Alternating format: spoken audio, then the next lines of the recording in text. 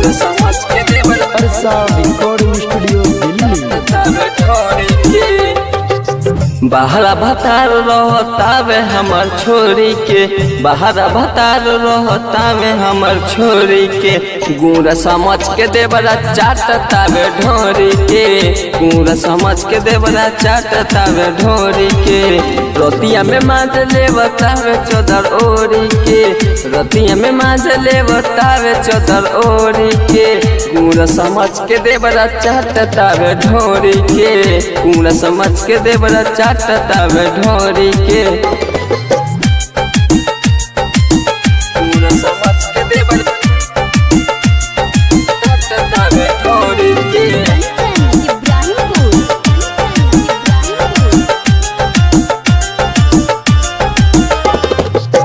देवरा मुधैया राते कोइले बागती हो, किन किने भागी हमर बथतावे छाती हो। देवरा मुधैया राते कोइले बागती हो, किन किने भागी हमर बथतावे छाती हो।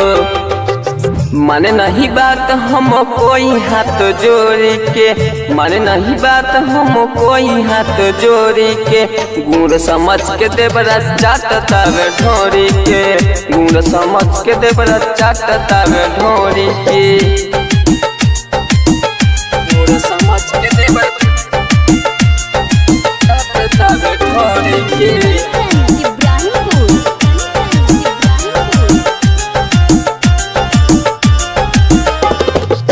भइल बसियान ओकर लागे नहीं लाज हो, घरई में रखे उचलावेला जहाज हो।